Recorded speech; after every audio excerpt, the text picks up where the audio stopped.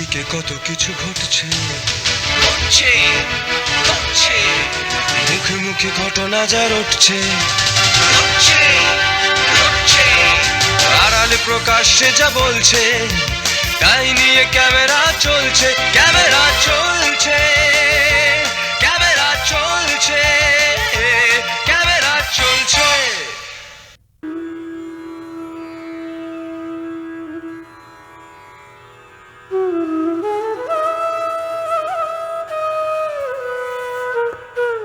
হেমন্তের বিদায় আর শীতের আগমনের সাথে সাথে কলকাতা তার উষ্ণতম এক উৎসবের জন্য সেজে ওঠে। খোলা আকাশের নিচে বসে এক শিল্পের হাট। এ এক রঙের খেলা, রেখার উৎসব, যেখানে প্রাণ পায় বাংলার শিল্প ও সংস্কৃতি।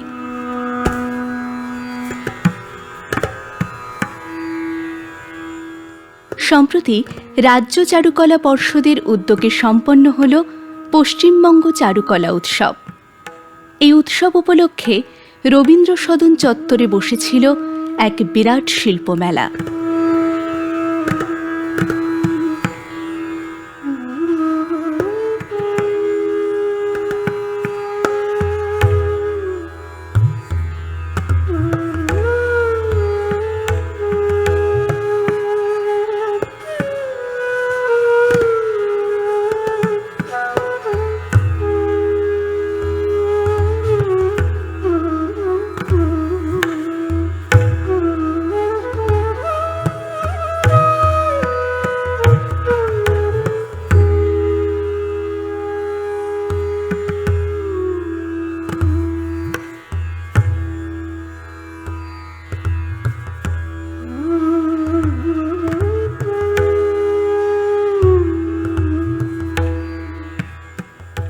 বিভিন্ন জেলা থেকে নানান ধরনের শিল্পীরা এসে মেলা প্রাঙ্গণে তাদের স্টল দিয়েছিল, যেখানে চিত্র এবং ভাস্কর্যের সাথে সাথে দেখা মিলল নানা রকমের হাতের কাজ।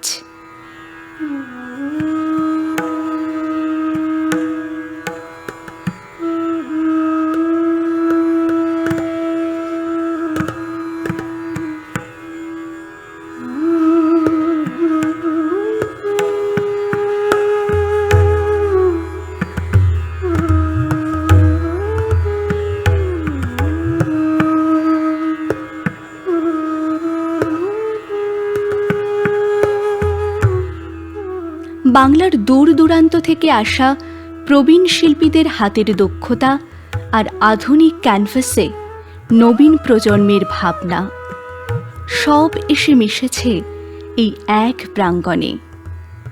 প্রতিটি স্টলে নতুন গল্প, নতুন সৃষ্টি দেখতে পাওয়া গেল। মেলার মাঝেই শিল্পীরা কেউ কেউ আবার এক মনে তাদের শিল্প সৃষ্টিতে মগ্ন। শুধু দেখা নয়, ছোঁয়াও যায় এখানকার শিল্পকে। সরাসরি শিল্পীর থেকে নিজের পছন্দের কাজটি সংগ্রহ করার সুযোগ ছিল এই মেলায়। শীতের এই নরম আলোয়, শিল্পীর উষ্ণতায় ভরে ওঠে মন। এই উৎসব প্রমাণ করে বাঙালির মননে শিল্প এখনো শ্বাস নেয়, বাঁচে।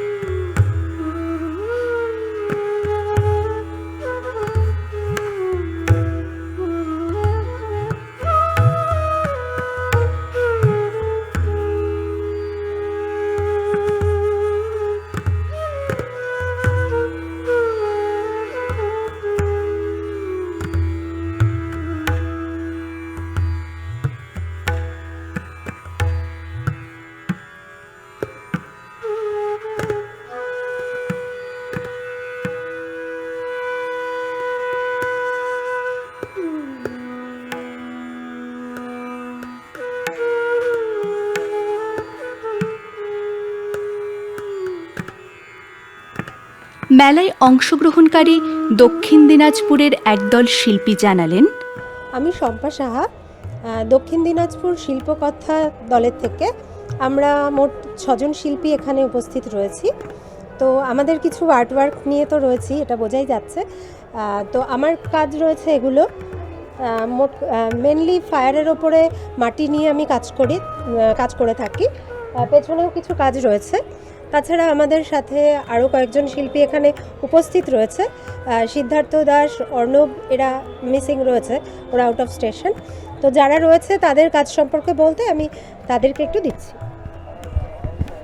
নমস্কার, আমি মৃন্ময় মণ্ডল, বালুরঘাট দক্ষিণ দিনাজপুর থেকে এসেছি এবং এই চারুকলা উৎসব 2025 আমার কিছু কাজ নিয়ে এসেছি।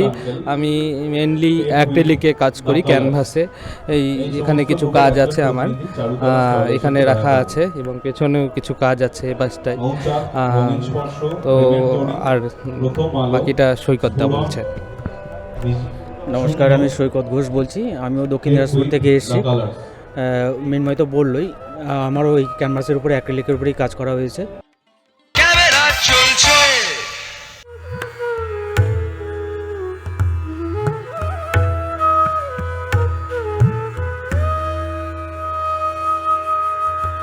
রাজ্য চারুকলা পর্ষদের উদ্যোগে হয়ে গেল 8 দিন ব্যাপী পশ্চিমবঙ্গ চারুকলা উৎসব।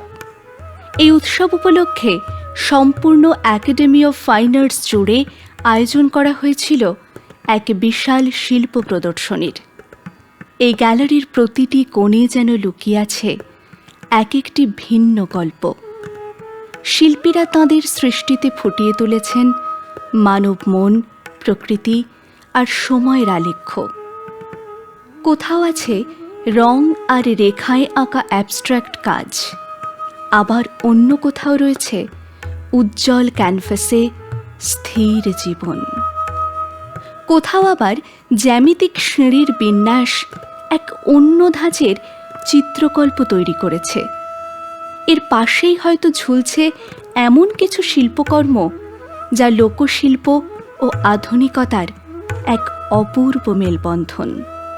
জীবনের প্রতিটি মুহূর্ত যেন ছোট ছোট ফ্রেমে ধরে রাখা হয়েছে।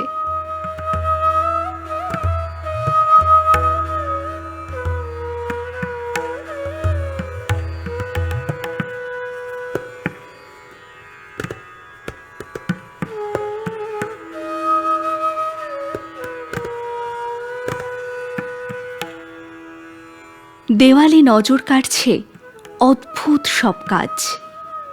মানুষ থেকে শুরু করে পশু বা পাখি কিছুই বাদ পড়েনি। এই প্রদর্শনীতে শুধু ক্যানভাসের কাজ নয়, রয়েছে অসাধারণ কিছু ভাস্কর্য এবং ফটোগ্রাফিও। কোথাও এক ধ্যানমগ্ন মানব রূপ ফুটে উঠেছে, যার কাঁধে বসে আছে একটা ছোট্ট পাখি। আবার কোথাও আছে এক বিশাল স্ক্রোল, যার গায়ে ব্রেইলের মতো নকশা করা, আর তার পাশেই ছোট ছোট চিত্রিত অংশগুলি যেন কোনো গোপন বার্তা বহন করছে। এক জায়গায় একটি বিশাল ক্যানভাসের উপর শোয়ানো একটি নারীর প্রতিকৃতি। তা যেন কাঁথার মতো একটি ঐতিহ্যবাহী কাপড়ের উপর ফুটিয়ে তোলা হয়েছে।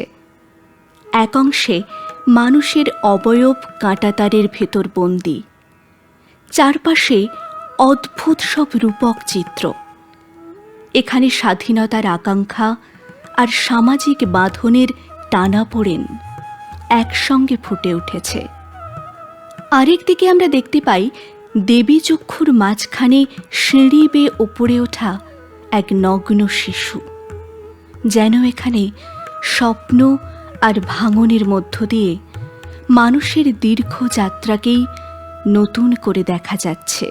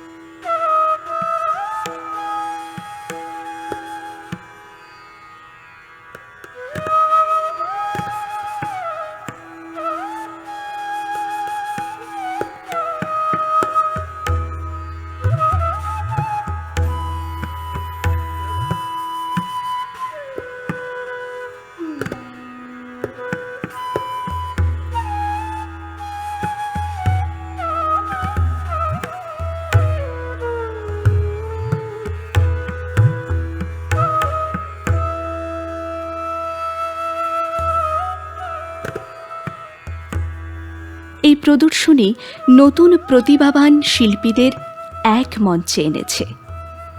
এটি শুধু একটি প্রদর্শনী নয়, এটি পশ্চিমবঙ্গের শিল্পকলার প্রাণবন্ততার এক উৎসব। প্রদর্শনীতে পাওয়া গেল শিল্পী সাত্তকী মজুমদারকে। তিনি তার কাজ নিয়ে বললেন, আমি একজন কোলাজ শিল্পী। আমার চতুর্থবারের জন্য আমার কাজ ওনাদের প্রদর্শনীতে প্রদর্শিত হচ্ছে। আমার দুখানা কাজ সিলেক্ট হয়েছে। আমি এই কাজগুলো করেছি সম্পূর্ণ পেপারের ওপর।